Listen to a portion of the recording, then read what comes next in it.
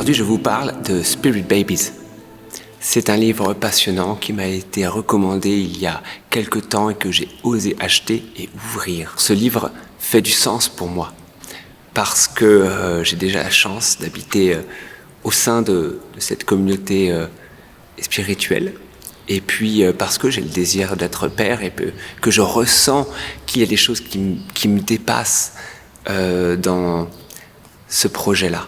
Alors ce livre, il a été écrit par un homme clairvoyant qui a la capacité de voir les auras et de se connecter avec les esprits des bébés, des parents ou des mamans seuls, et les aider à communiquer avec l'esprit du bébé avant la conception.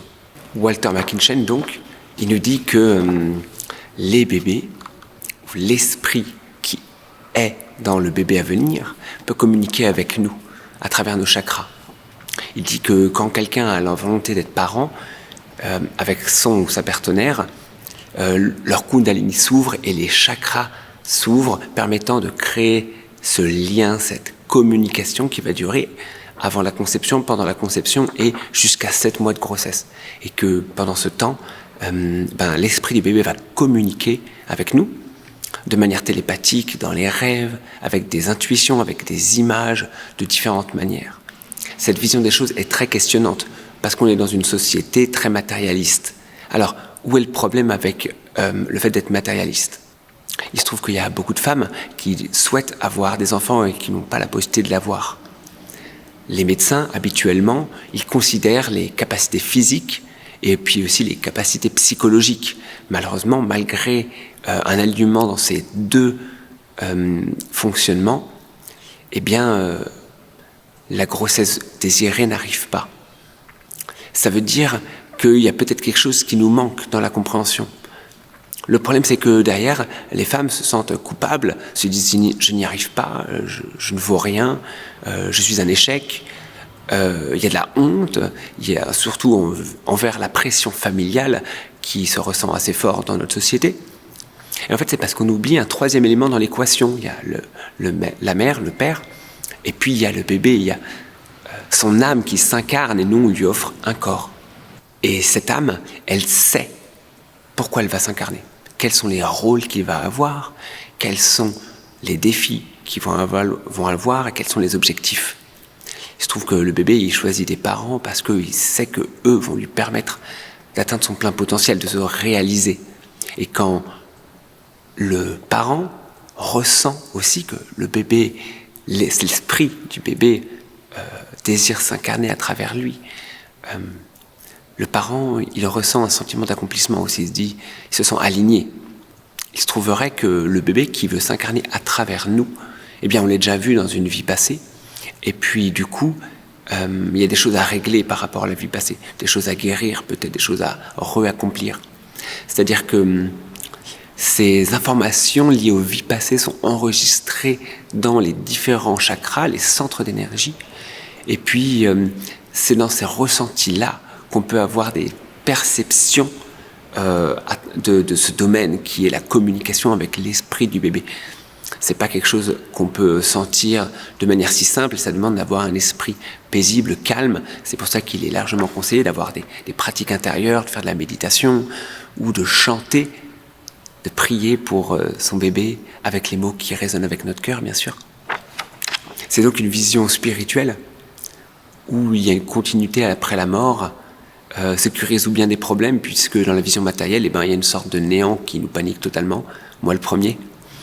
Et c'est vrai que c'est pas évident à embrasser cette vision-là, je le comprends tout à fait, mais moi je suis assez convaincu que tous les parents ont des ressentis assez particuliers qu'ils choisissent de ne pas valider parce qu'ils ont une vision trop matérialiste de la vie. Et c'est aussi le but de cette vidéo, aussi de parler de cela, surtout pas de convaincre, même moi je suis personne pour parler de ça, je ne fais que relater les propos de Walter McKitchen qui m'ont vraiment touché.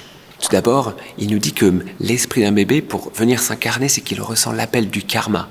Il sent un appel, c'est là, c'est eux, c'est ici, c'est maintenant que je vais m'incarner, que je vais aller dans ce corps qui est construit à l'intérieur du fœtus.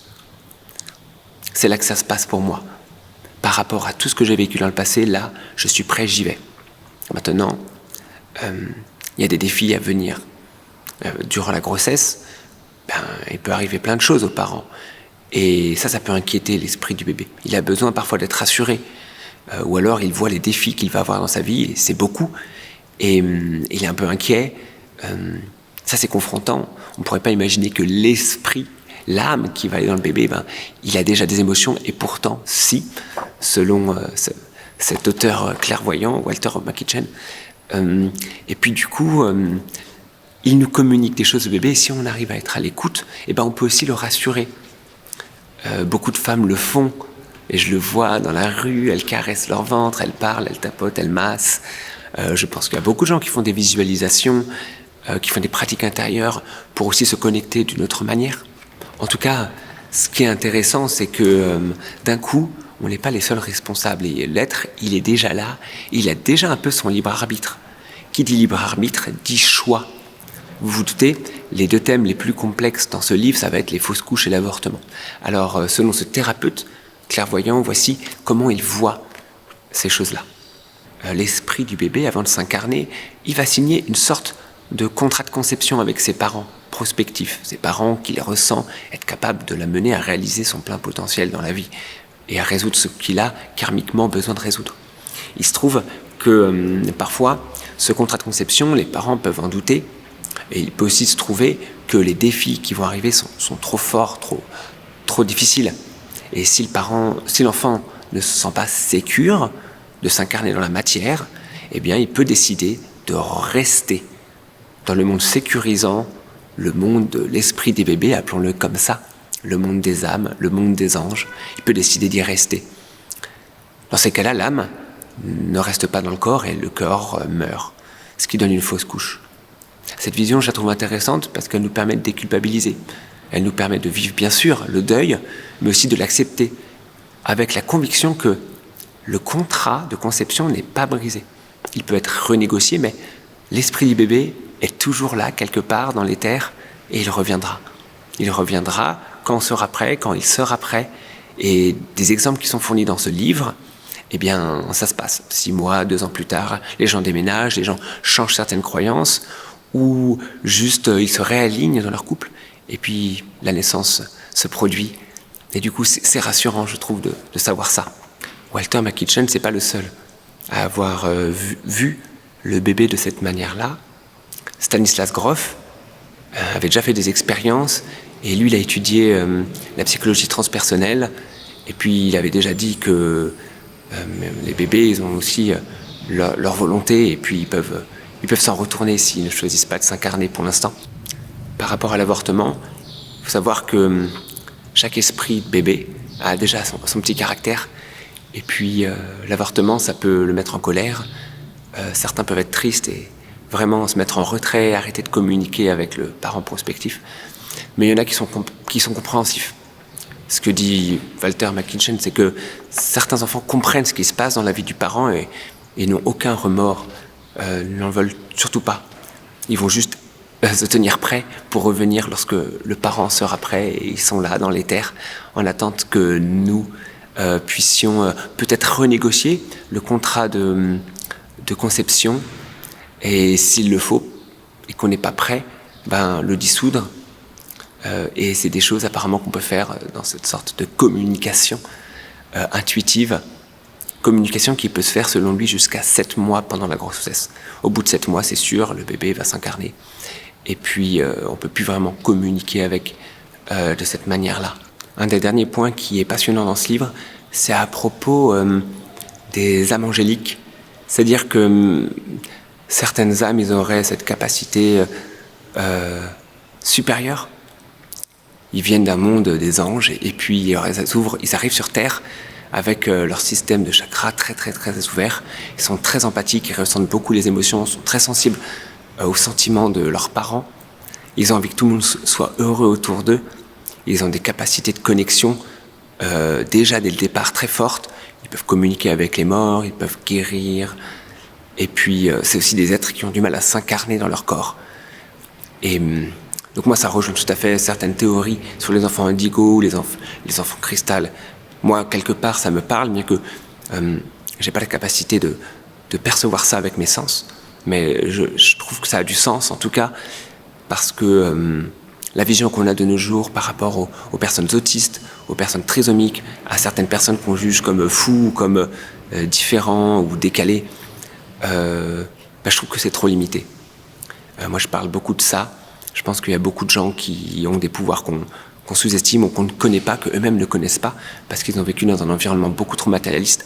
Et du coup, comme on ne leur a pas donné l'accès à leur plein potentiel, certains finissent par se détruire dans la drogue, dans l'alcool, dans l'isolement, dans la dépression. Certains viennent même à revenir dans le monde des esprits.